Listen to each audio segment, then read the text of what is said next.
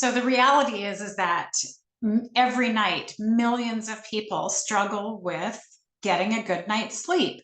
And it can be insomnia related, or it could be situationally just an interruption in your sleep. But the good news is that there are practical hypnotic tools that people can use in one instance, like for one good night's sleep, or to cultivate a habit of being a really good sleeper. So whether it's a one-off or it's a predominant problem with insomnia and sleeping, we have hypnotic tools that can really help people change their sleep and in fact change their lives. Because as we know, insomnia, of course, creates, daytime fatigue, mistakes, inability to focus, lack of motivation. I mean, it changes your life when you don't sleep well. So for the stance of hypnotic tools that people can use, because we've had this conversation before with practical tools about creating a good sleep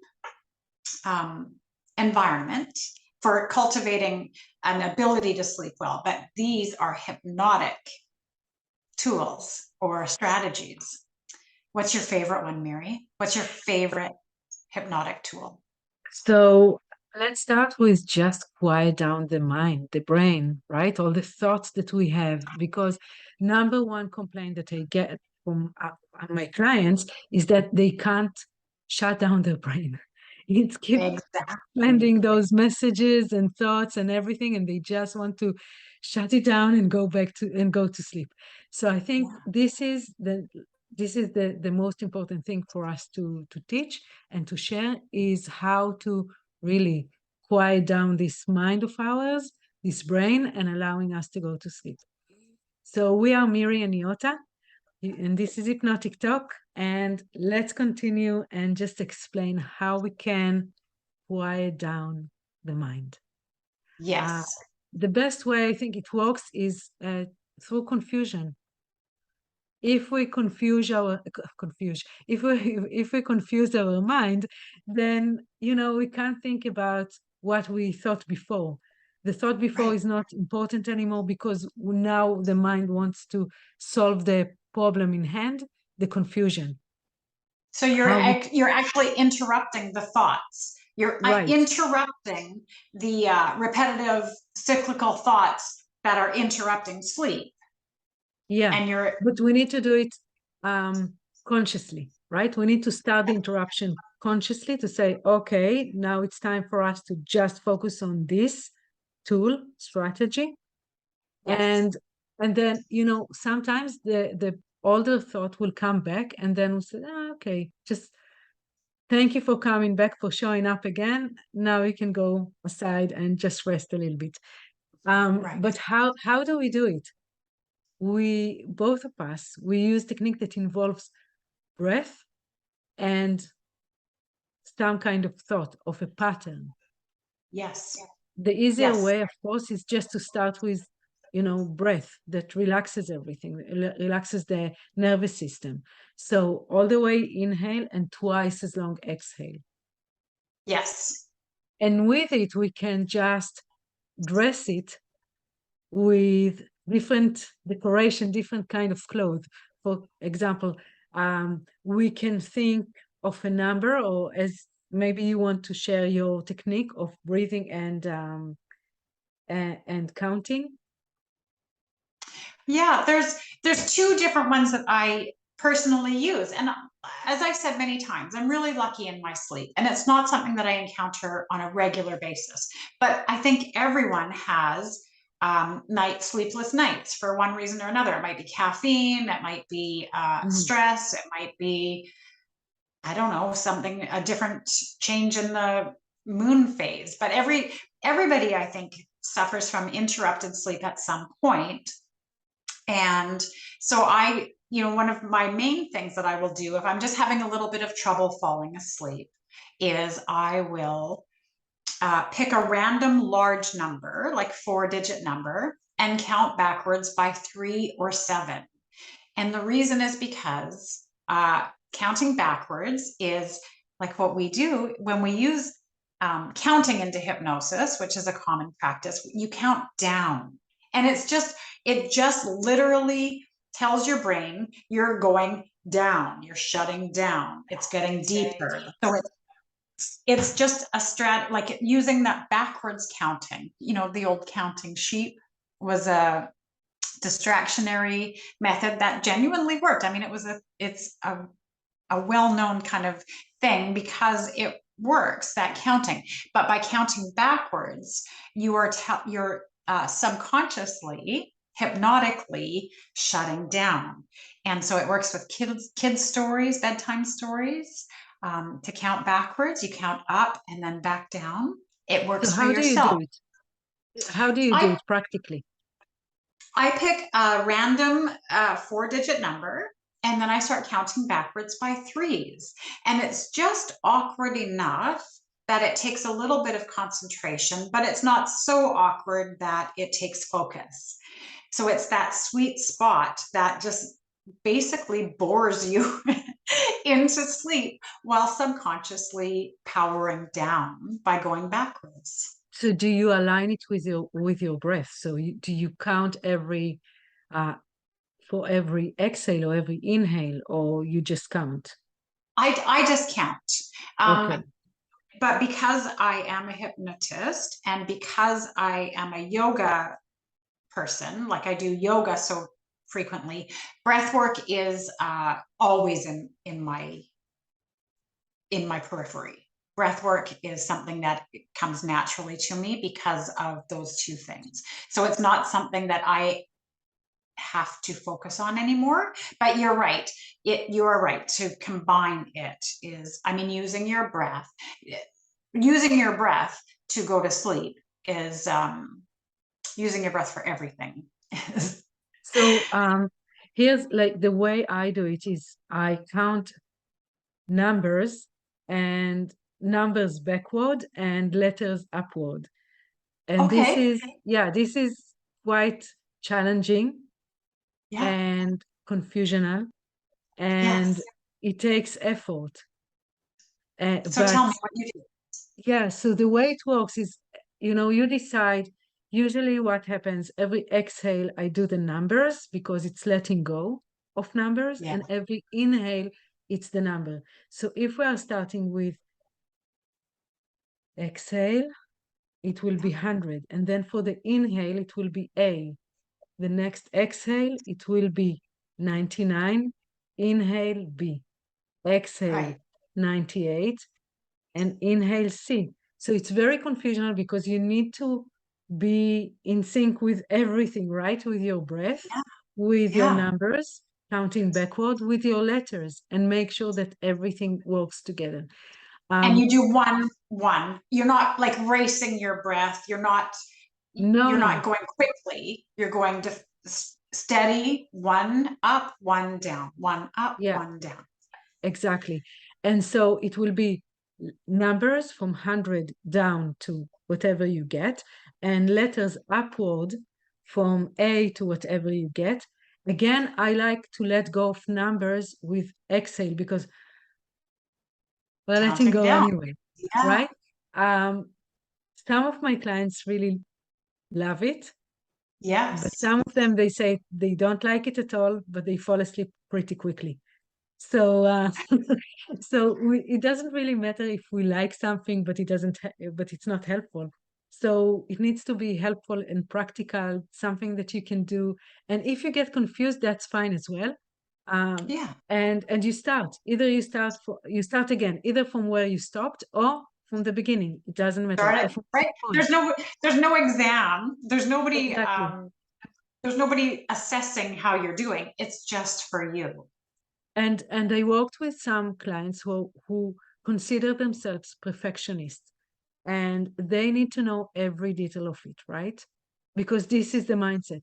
But we let go of this as well. We say, no, just play with it. It doesn't Yes. matter. And Yes. and I found that not giving too much instructions to people who are perfectionists is Right. works better.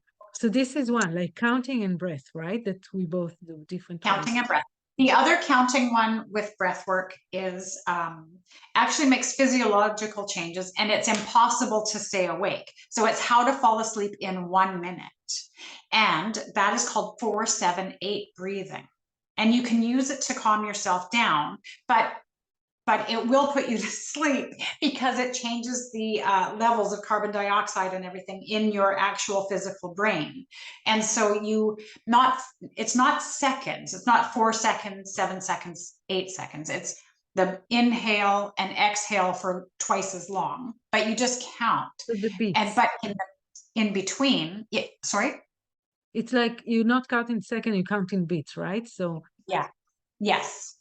yeah. So you inhale for 4, hold for 7, exhale for 8, and immediately, as immediately when you get to 8, you start again at the 4. So it's very deliberate in that you have to stay on top of it, but you will fall asleep in 1 minute. So I just have to say something, a comment Okay. about it. It doesn't work for me. I'm Okay. getting lightheadedness. Another client of mine said he was a diver, and he says Yep. that holding the breath for him, just he keeps holding it, which is not good. Right. So just Right. everything that we give here, just experiment and play and see if it's the right tool for you. Right. There It is might, no, yeah, like you say, there's clients who are like, that worked for me, and then like that, and there are some who is like, that is not for me, it doesn't work, I don't like it.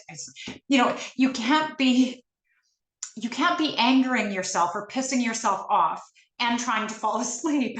yeah. Those things So, are my suggestion is always to try those and to play with those techniques yeah. before you go to sleep, not when you go to sleep, like during the day. Just see what you like, what you don't like, what works for you, what doesn't. For me, holding the breath doesn't work at all.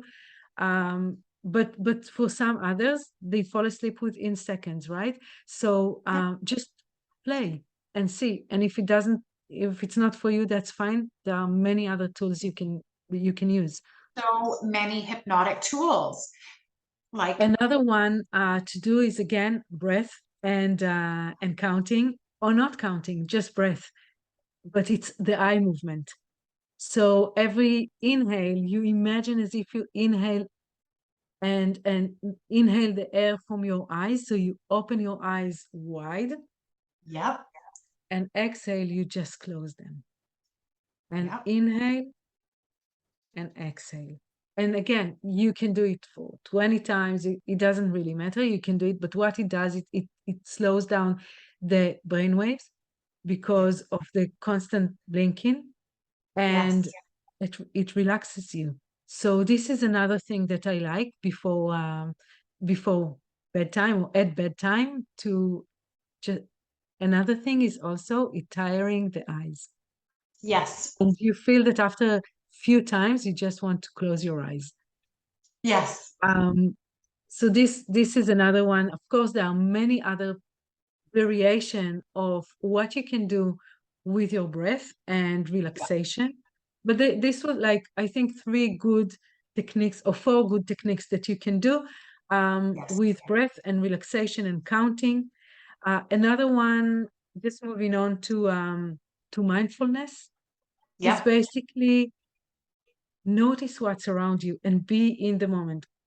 yep, Like my friend Tracy says, have pleasure in the moment. So whether it's your linen that you can just feel and absorb yourself in the moment and yes, really feel the thickness and the temperature and the direction of the threads and how thick or thin are the thread, and anything there is to feel between your extra, fingers.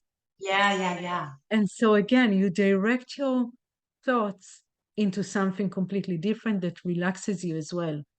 yep, You can also feel the weight of your body on the mattress. yes, And see, the more relaxed you are, the heavier you feel it. Your body is yeah, going to feel.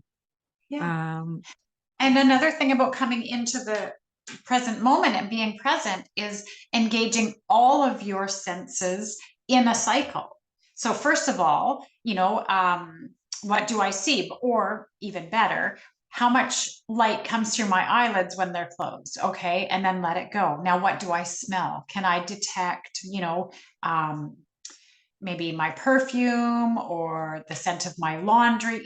What do I smell in my environment, my home? What do I smell in this place? And then what can I taste? Do I taste the toothpaste that's left out? And go through your senses one at a time, actively engaging it and releasing it. And that brings you right into the moment, brings you into your body, what you feel on your skin, the temperature, the linens, what's beneath you, the support, the comfort, all of the things, going through and bringing you right into the moment. So that insult that you heard in grade 9 isn't important in this moment. Or that thing you wish you hadn't said at that party 15 years ago, that isn't interrupting your thoughts because you're present in this moment, falling asleep. Yeah. Another one, do you want to talk about another one? No. No, you go ahead. I would, okay. So another one that I like is progressive relaxation that leads us to autogenic training. So progressive relaxation is basically you're shifting your awareness, so you focus your awareness on different parts of your body. It can be from the top of your head to the tip of your toes or the other way. And then every part of your body, you just imagine as if the stress, the tension is dissipating, disappearing, melting away, and leaving you relaxed in this area. And so you go body part by body part, from the top of your head to the tip of your toe, or vice versa, and relaxing all your body parts, basically. Yeah. And you can do it just by imagining them releasing, or you can go through a series of like scrunching up your toes and then letting them go, engaging your calves and then releasing. Like you can actually like constrict and relax, or you can just relax, whatever feels right to you. Right. Or mix up or whatever. And what I would suggest is to really focus on the eyes. Yes. Right? We want to create some deeper relaxation in the eyes, Yes. around the eyes. And so the eyes would feel so heavy Yes. that they just won't open because you are ready to go to sleep. Yes. And that So, just sends the signal. It's a signal to your brain. I'm shutting off. I'm powering down. absolutely.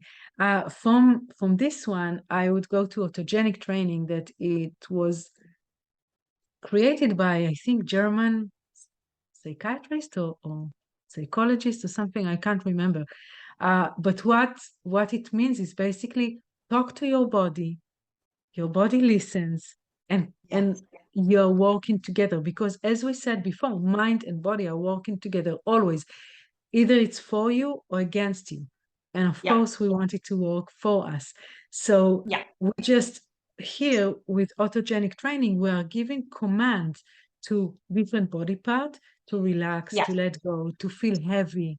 So, for example, if I start with my right hand, and my right hand is now on the bed, so my right hand is relaxed, completely relaxed and feeling heavy. Yes. And then, if this is not how you feel, then you are talking to your body part, to your right hand. Yes. Like, how can you make yourself moving in your bed so your hand will feel even heavier, be even more relaxed? And maybe you can just imagine this relaxation in your hand, or maybe pretend you can imagine, and then stop imagining and just feel it. Yes. And then you go body part by body part, and you just working together with your body. It works like this creator, again, I forgot the name, started it, if I remember correctly, for pain. Right. Yeah. For pain, to let go of pain. But it works amazingly well for sleep. It's so great. And I mean, one of the things that I love is, when you get a scalp massage, You know, like if your hairdresser's just really delicious at it, that tingly feeling in your scalp. I love to tell my, like to recreate that relaxation sensation. It's for me, maybe not for everybody, but for me, I love that. And that's one of the ones that I try to engage. Yes. Another one that I really like is chanting. Now, this is an interrupter, and there's that. Now I've forgotten the word. Geez, Miri, we are terrible today. The transcendental meditation. The principle is a special word just for you to chant 15 to 20 minutes a day to change your life. And so there's a whole training program about that, but you can use the principle of it to hypnotically alter your state and fall asleep, because you can fall asleep during it, right? There's no examination, there's no right or wrong. So if you identify the thing that's keeping you awake, is it embarrassment? Is it, when you get stuck in those ruts of ruminating, when you get stuck in a rumination rut of thoughts, experiences, what is the core emotion underneath it? Is it something you did that embarrassed you? Is it something that what you are ashamed of? Is it something that you regret? Is it, what we have a tendency to do that? Is it fear? Is it a fear that you're facing? Pick an opposite word: strength, resilience, pride, empowerment, maybe maturity, right? Like the things, and just chant the word, chant it, silently. But let yourself focus on the word, focus on the word and the way it feels in your body. Let it invade the thoughts, let it push out the negative and replace it with a positive. And as you do, allow it to relax and release and take you into a deep, nice, comfortable sleep. Last one for today for me is setting intention for a good night's sleep. But sometimes we say, yeah, we set intention, but it doesn't work. So prepare yourself for the intention setting in a way that you find something comfortable in your bedroom.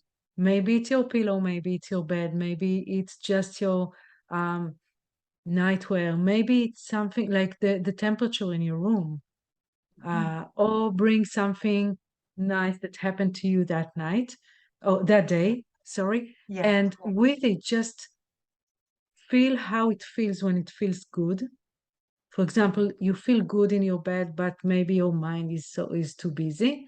So just feel the bed for a moment. Feel how your body is in your bed, how it feels safe, how it's comfortable, how it's ready to go to sleep. And it's just your mind, right? That is keep walking. So allow yourself a moment to say, my bed is comfortable, and feel it. And then say, because, which is a power word, because my bed is comfortable, I'm going to fall asleep soon and I have a very good night's sleep. And when I wake up refreshed and energized for the day. I So love it. this one is you don't just set intention, but you first connect with what you want to feel. Yeah. I think this is a nice one. I thought this would be the last one, but just as I said that, I remember the gratitude journal. Mm-hmm. So gratitude journal, I think we talked about it and I'll put a link to it, but when we talked about practical tools for anxiety, we talked about gratitude journal.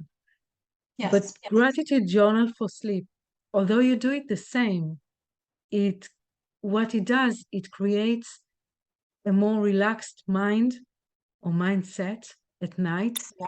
reminding you of the good things that happen throughout the day.